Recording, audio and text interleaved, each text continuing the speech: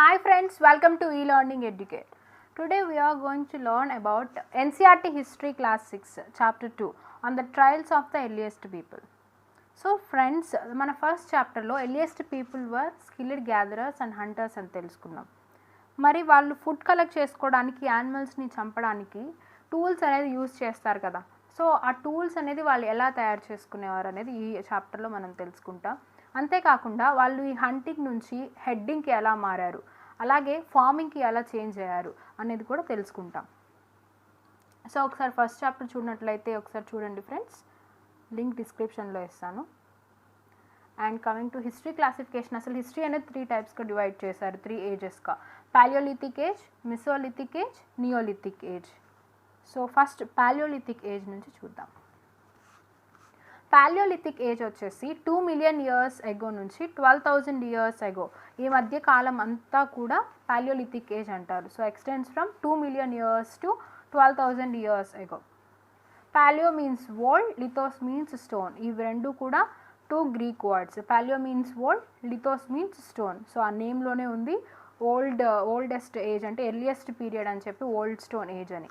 So ఈ paleolithic age అనేది 3 టైప్స్గా డివైడ్ చేశారు మళ్ళీ: lower paleolithic, middle paleolithic, upper paleolithic. So ఈ lower, middle, upper paleolithic, so ఈ పాలియోలిథిక్ ఏజ్ అంతా కూడా 99% ఆఫ్ ద హ్యూమన్ హిస్టరీ అనేది కవర్ చేస్తుందంట ఫ్రెండ్స్, పాలియోలిథిక్ ఏజ్. సో ఈ పాలియోలిథిక్ ఏజ్లో ఎర్లియస్ట్ పీపుల్ ఎలా మనుగడ కొనసాగించేవారు అని చూద్దాం. 2 మిలియన్ ఇయర్స్ ఎగో మనం ఏమని చెప్పాం, పాలియోలిథిక్ ఏజ్ అంటే 2 million years ago to 12,000 years ago. So ఆ 2 million years ago hunters and gatherers. So hunters యానిమల్స్ని చంపేటప్పుడు చాలా అలర్ట్గా ఉండేవారంట. ఎందుకంటే ఆ యానిమల్స్ అనేవి మనకన్నా కూడా కొన్ని రెట్లు ఎక్కువ ఫాస్ట్గా పరిగెడుతూ ఉంటాయి. అలాగే మనం అటాక్ చేసినప్పుడు యానిమల్స్ పైన వాటిని అవి సంరక్షించుకోవడానికి మన పైన రీఅటాక్ చేసే అవకాశం కూడా ఉంది. కాబట్టి యాక్షన్కి రియాక్షన్ వెంటనే జరగకపోతే మన ప్రాణాలు పోయేటువంటి ఛాన్స్ కూడా ఉంది. కాబట్టి ప్రెజెన్స్ ఆఫ్ మైండ్తో క్విక్గా అలర్ట్గా ఉండి ఆ హంటింగ్ చేసేవాళ్ళంట హంటర్స్. అది ఇటువంటి ఈజీ ప్రాసెస్ కాదు, చాలా టఫ్ ప్రాసెస్ అని చెప్తున్నారు. అలాగే గ్యాదరర్స్ ఇప్పుడు ప్లాంట్స్ అనేది ఫైండ్ అవుట్ చేయాలి, which part of the plant is edible, which part of the plant is poisonous అని.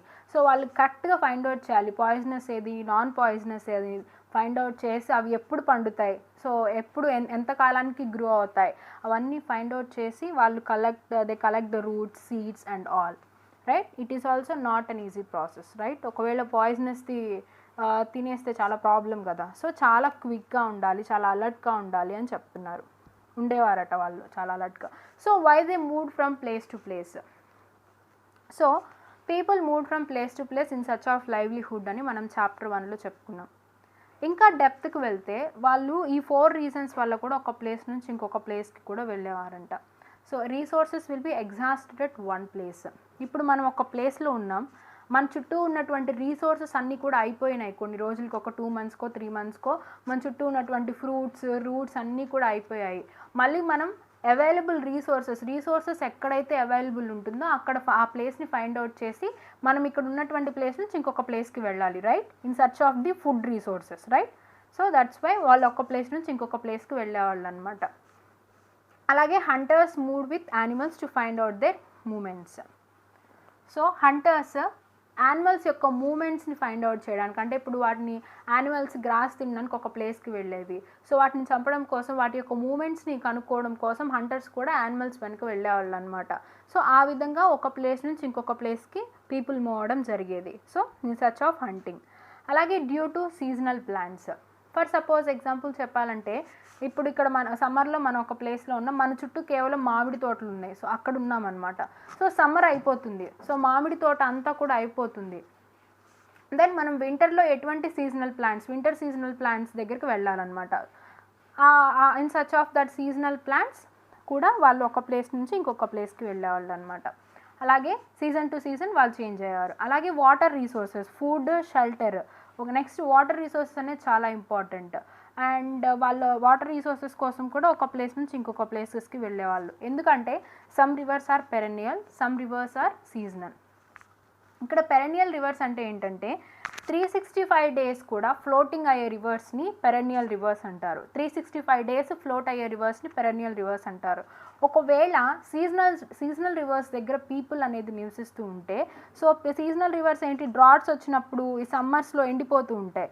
So in search of water resources వాళ్ళు పెరెనియల్ రివర్స్ దగ్గరికి ఒక ప్లేస్ నుంచి ఇంకొక ప్లేస్కి వెళ్ళేవారు అనమాట. ఒక్కసారి చూద్దాం. రీసోర్సెస్ కోసం అంటే ఫుడ్ రీసోర్సెస్ అనేది ఉన్న ప్లేస్లో అయిపోయినప్పుడు అవైలబుల్ రీసోర్సెస్ కోసం ఒక ప్లేస్ నుంచి ఇంకొక ప్లేస్కి వెళ్ళేవారు in search of food resources. అలాగే to find out the animal movements is the second reason. Third one in search of the seasonal plants, season to season seasonal plants కోసం ఒక place నుంచి ఇంకొక ప్లేస్కి వెళ్ళేవారు. అలాగే in search of the water resources. These are the 4 main reasons why people move from one place to another place. అలాగే what kind of tools they used. So మనం ఇందాక అనుకున్నాం హంటింగ్కి గ్యాదరింగ్కి వాళ్ళు టూల్స్ యూస్ చేయాలి. సో ఎలాంటి టూల్స్ వాళ్ళు యూస్ చేసేవారంటే స్టోన్, వుడ్, బోన్. సో ఈ 3 కైండ్ ఆఫ్ టూల్స్ అనేది వాళ్ళు యూస్ చేయడం జరిగిందనమాట. So let we see. So ఈ స్టోన్, ఈ వుడ్, ఈ యొక్క బోన్స్ తోటి వాళ్ళు ఏమేమి పనులు చేసేవాళ్ళు, ఎలాంటి టాస్క్స్ పర్ఫామ్ చేసేవాళ్ళు అంటే మాంసం కట్ చేసుకోవడానికి బోన్స్, అలాగే స్క్రేప్ ద బార్క్ అంటే చెట్టు బెరడు ఉంటుంది కదా, సో దాల్చిన చెక్క కూడా ఒక బెరడు టైప్ ఫ్రెండ్స్, అంటే చెట్టును ఉన్న బెరడు తీస్తారు ఫ్రెండ్స్. దాల్చిన చెక్క మనం అందరం యూస్ చేస్తాం కదా, సో అలాగా చెట్టు బెరడు కట్ చేసుకోవడానికి, హైడ్స్ అంటే యానిమల్ స్కిన్ని కట్ చేసుకోవడానికి, రూట్స్ని కట్ చేయడానికి కూడా యూస్ చేసేవారు. అంతేకాకుండా ఇప్పుడు యానిమల్స్ని చంపాలంటే ఆయుధాలు అనేది ఉండాలి కదా, సో వాళ్ళు ఒక వుడ్, ఒక బోన్ని అటాచ్ చేసి ఆయుధాలుగా యూస్ చేసేవాళ్ళు. అంటే యారోస్ లాగా, బాణాల్లాగా తయారు చేసుకొని యానిమల్స్ని చంపడానికి కూడా వాడేవాళ్ళంట. అలాగే వుడ్ యూస్ చేసుకొని హట్స్ అంటే వాళ్ళు నివసించడానికి హట్ అనేది ప్రిపేర్ చేసుకునేవాళ్ళు, చిన్న గుడిసెలాగా. అలాగే stitching the clothes, animal skin తోటి. ఇప్పుడు ఆ రోజుల్లో ఎటువంటి క్లాత్స్ వేసుకునేవారు అంటే యానిమల్ స్కిన్తో కుట్టినటువంటి క్లాత్స్ వేసుకునేవారు. సో ఆ యానిమల్ స్కిన్ని అటాచ్ చేసుకోవడానికి, లింక్ చేసుకోవడానికి వాళ్ళు టూల్స్ అనేది యూస్ చేసేవారు అనమాట ఫర్ స్టిచ్చింగ్ ద క్లాత్స్. మనం ఇక్కడ చూస్తున్నాం, ఇక్కడ సంథింగ్ ఒక మట్టిలో తను కలెక్ట్ చేస్తున్నాడు, అంటే స్టోన్ తోటి మొత్తం ఇలా త్రవ్వుతూ ఉన్నాడు అనమాట, డిగ్గింగ్ ద సర్ఫేస్. అలాగే ఇక్కడ మనం చూస్తున్నాం ఇది యానిమల్ స్కిన్ అనమాట, యానిమల్ స్కిన్ని కుడుతున్నాడు. సో మనం ఇక్కడ ఒక స్టోన్ అనేది చూస్తున్నాం, ఆ స్టోన్ తోటి, ఆ టూల్ తోటి అతను యానిమల్ స్కిన్ అనేది కుడుతున్నాడు అనమాట. సో ఫ్రెండ్స్ మనం ఇక్కడ చూస్తున్నట్లయితే ABCDE అని చెప్పేసి స్టోన్స్ చూస్తున్నాం. ఈ పెద్ద స్టోన్స్ అన్నీ కూడా పాలియోలిథిక్ ఏజ్లో దొరికాయంట ఫ్రెండ్స్, ఇవి కూడా. సో ఇవన్నీ కూడా పాలియోలిథిక్ ఏజ్లో దొరికాయంట. So lower palaeolithic and middle, upper palaeolithic ఏజ్లో దొరికాయంట ఈ టూల్స్ అండ్ ఇవి కూడా. ఓకే, సో నేను ఈ టూల్స్ గురించి మెసోలిథిక్ ఏజ్లో చెప్తాను. Site location for living. Habitation sites, factory sites, habitation cum factory sites. So habitation sites అంటే some sites where people lived. మనం నివసించడానికి ఉండేటటువంటి ప్లేస్ని మనం ఏమంటామంటే హ్యాబిటేషన్ సైట్ అంటాం. అంటే ఈ రోజు ఉంటే రేపు వెళ్ళేలాగా కాదు. సో పర్మనెంట్గా కొన్ని రోజులు మనం ఒకే దగ్గర ఉన్నటువంటి ఆ సైట్ని హ్యాబిటేషన్ సైట్ అంటాం. అలాగే ఫ్యాక్టరీ సైట్ అంటే ఏంటంటే పీపుల్ వాళ్ళు కొన్ని క్వాలిటీ స్టోన్స్, అంటే క్వాలిటీ ఆఫ్ ది స్టోన్స్ అన్నీ కూడా కలెక్ట్ చేసుకొని వాటి నుంచి టూల్స్ ప్రిపేర్ చేసేవాళ్ళు అంటారు. సో ఆ టూల్స్ ప్రిపేర్ చేసే ప్లేస్ని ఫ్యాక్టరీ సైట్స్ అనేది అని పిలిచేవారు. So habitation cum factory sites అంటే ఏంటంటే, నేను ఒక ఎగ్జాంపుల్ చెప్తాను. మన ఇండ్లు ఉంది, సో మన ఇంటి ముందే కిరాణా షాప్ ఉంది సపోజ్. సో అదే ఇంట్లో నేను ఉంటున్నాను, కొంచెం ఉన్నటువంటి మా ఇంటి ఉన్నటువంటి కిరాణా షాప్లో వాటి ద్వారా అమ్ముకొని సో అలా మనుగడ సాగిస్తూ ఉన్నాను ఒకే దగ్గర అనమాట. సో వాళ్ళు నివసిస్తూ అదే ప్లేస్లో ఆ టూల్స్ అనేది ప్రిపేర్ చేసుకునేవారు. టూల్స్ కూడా ఎందుకు, వాళ్ళ యొక్క మనుగడ సాగించడానికే కదా. So like that okay place long spell of the time, so ఎక్కువ కాలం ఒకే ప్లేస్లో వాళ్ళు నివసిస్తూ అక్కడే వాళ్ళు మనుగడికి అవసరమైనటువంటి టూల్స్ అన్ని ప్రిపేర్ చేసుకొని యానిమల్స్ని చంపి లేదంటే ఫుడ్ అయితే ఫుడ్ గ్యాదర్ చేసుకొని తిని జీవిస్తారు కాబట్టి. So habitation cum factory sites, so they live there for long spell of time. It's called a habitation cum factory sites. So are you clear friends? Factory sites ante manamu stone ante good quality of the stone అనేది find out చేసి వాటి నుంచి టూల్స్గా తయారు చేసుకుంటాం. Habitation అంటే మనం ఎక్కడైతే కొంతకాలం నివసిస్తూ ఉంటామో సో అది హ్యాబిటేషన్ సైట్ అంటాం. హ్యాబిటేషన్ కమ్ ఫ్యాక్టరీ సైట్ అంటే ఇప్పుడు మనం ఒకే ప్లేస్లో నివసిస్తూ అలాగే అక్కడ quality of the stones find out చేసుకొని వాటి నుంచి టూల్స్ తయారు చేసుకొని యానిమల్స్ని చంపి తింటూ అక్కడే long spell of the time వాళ్ళు అక్కడే నివసించేవారు అనమాట. So that is what we call it as a habitation cum factory sites. Making stone tools, so వాళ్ళు టూల్స్ అనేది ప్రిపేర్ చేసుకునేవాళ్ళు, సో వాటిని ఫ్యాక్టరీ సైట్స్ అంటామని అన్నాం. సో వాళ్ళు అసలు ఆ స్టోన్ టూల్స్ ఎలా ప్రిపేర్ చేసేవాళ్ళు అంటే 2 టెక్నిక్స్ యూస్ చేసి వాళ్ళు స్టోన్ టూల్స్ అనేది ప్రిపేర్ చేసుకునేవాళ్ళు అనమాట. One is stone on tone and second one is pressure flaking. So stone on stone అంటే ఒక చేతిలో ఒక స్టోన్ ఉంటుంది, ఇంకొక చేతిలో ఇంకొక స్టోన్ ఉంటుంది. సో ఒక స్టోన్ వచ్చేసేసి హ్యామర్ లాగా యూజ్ చేసి కొట్టేవాళ్ళు అనమాట ఇంకొక చేతిలో ఉన్న స్టోన్ పైన. లైక్ ఎలాగంటే ఇప్పుడు మనం కొబ్బరి బొండం షాప్కి వెళ్ళినప్పుడు ఆ కొడవలు తీసుకొని ఒక చేతిలో ఒక కొడవలు ఉంటుంది, ఒక చేతిలో కొబ్బరి బొండం ఉంటుంది. సో ఇలా కొడతారు కదా, కొట్టి కట్ చేసి కొబ్బరి బొండం మనకి ఇస్తారనమాట.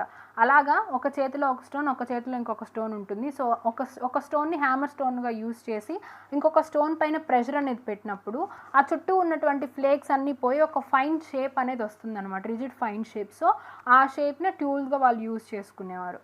అలాగే ప్రెషర్ ఫ్లేకింగ్, ఒక రాయిని ఒక స్టోన్ని ఒక ల్యాండ్ సర్ఫేస్ పైన పెడతారు.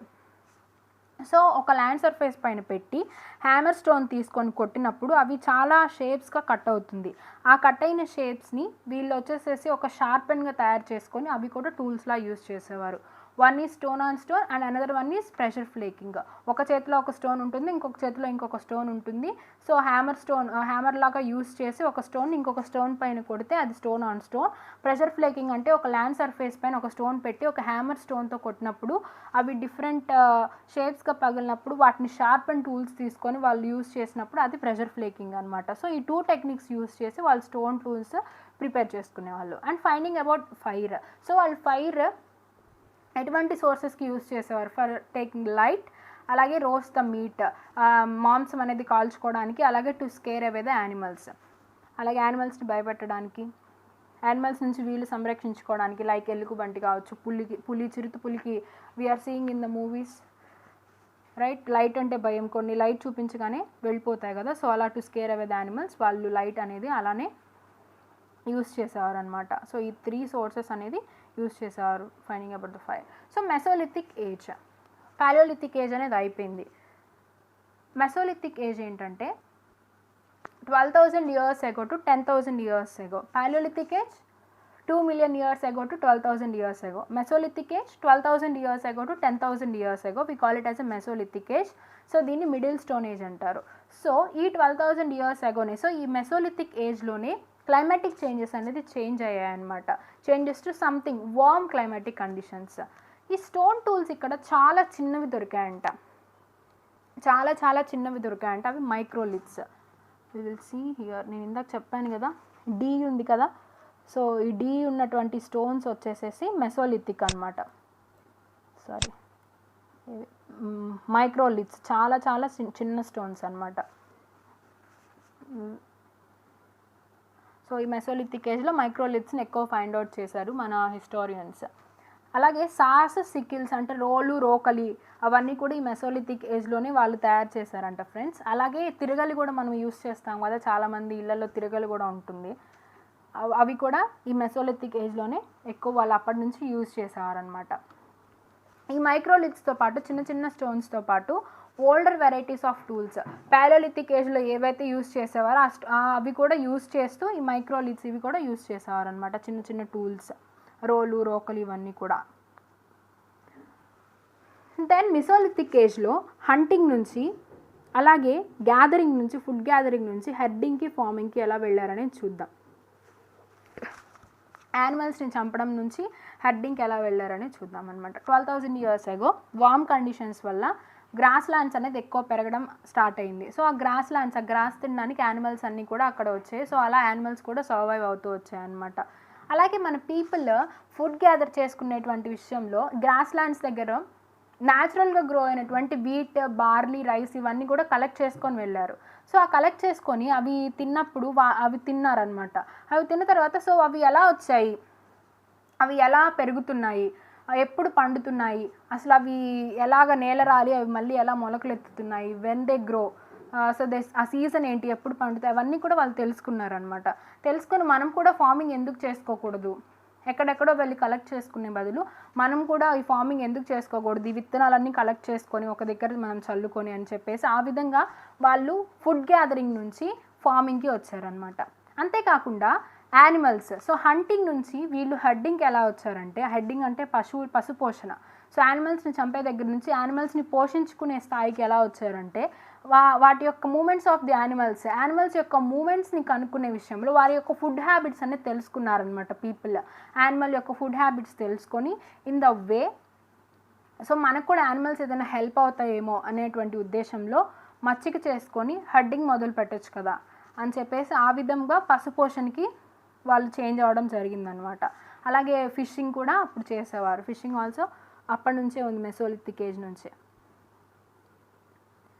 అలాగే neolithic age, so 10,000 years ago. Paleolithic age 2 million years ago to 12,000 years ago. Mesolithic age 12,000 years ago to 10,000 years ago. Neolithic age 10,000 years తర్వాత నుంచి కూడా ఇదంతా neolithic age. So neolithic age గురించి ఇంకా డెప్త్లో మనం నెక్స్ట్ చాప్టర్లో చూస్తాం ఫ్రెండ్స్. సో నియోలిథిక్ ఏజ్లోనే ప్రాపర్ ఫార్మింగ్ అనేది స్టార్ట్ అయింది, ఎక్కడంటే నియోలిథిక్ ఏజ్లో. అలాగే రాక్ పెయింటింగ్స్, మన హిస్టోరియన్స్ మన స్కాలర్స్ రాక్ పెయింటింగ్స్ అనేది ఫైండ్ అవుట్ చేశారంట వాల్స్ పైన. మనం ఇక్కడ చూస్తే ఐ థింక్ ఒక జింకలా ఉంది, శాంటిలో ఒక మనిషి దాన్ని తరుముతూ పరిగెడుతున్నటువంటి బొమ్మలా కనిపిస్తుంది కదా. సో ఇటువంటి రాక్ పెయింటింగ్స్ చాలా అనేది ఫైండ్ అవుట్ చేశారంట from Madhya Pradesh and southern Uttar Pradesh నుంచి ఆ ప్లేస్లో. అలాగే పాలియోలిథిక్ సైట్స్ మనం ఇక్కడ చూస్తున్నట్లయితే Bhimbetka is a Palaeolithic sites, Kurnool caves and హంగ్స్కీ. So ఈ హంగ్స్కీ ఈ ప్లేస్లోనే ఎక్కువగా పాలియోలిథిక్ సైట్స్ అనేది ఫైండ్ అవుట్ చేసింది ఎక్కడంటే ఆ హంగ్స్కీ అనే ప్లేస్లోనేనంట ఫ్రెండ్స్. అక్కడ హ్యాబిటేషన్ కమ్ ఫ్యాక్టరీ సైట్స్, అంటే పీపుల్ ఎక్కువ కాలం అక్కడే నివసిస్తూ అక్కడే టూల్స్ అనేది తయారు చేసుకొని వారి యొక్క మనుగడని సాగించారంట. సో మనం చెప్పుకున్నాం కదా, ఒకే దగ్గర ఉండి అక్కడే టూల్స్ అనేది వాళ్ళు ప్రిపేర్ చేసుకొని వారి యొక్క మనుగడ సాగిస్తే for long spell of time అది హ్యాబిటేషన్ కమ్ ఫ్యాక్టరీ సైట్స్ అనుకున్నాం.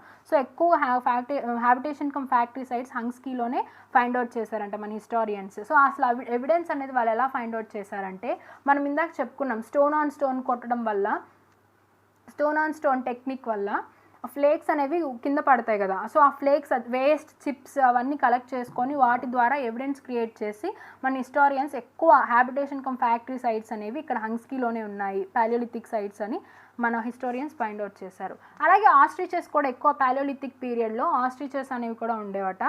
ఆస్ట్రిచెస్ ఎక్షెల్స్ పైన కొన్ని డిజైన్స్ కూడా వేసున్నాయంట ఫ్రెండ్స్. అలాగే ఇది డయాగ్రామ్ చూస్తున్నాము, ఇది వచ్చేసేసి 20,000 years to 10,000 years ago animals ఎలా సర్వైవ్ అయ్యే ఆ picture friends, can see it. And thank you so much. And మనం నెక్స్ట్ చాప్టర్లో హడ్డింగ్ నుంచి, ఇప్పుడు హడ్డింగ్ వచ్చేసేసారని చెప్పాం, hunting to farming to herding అని, అలాగే యాజ్ వెల్ యాజ్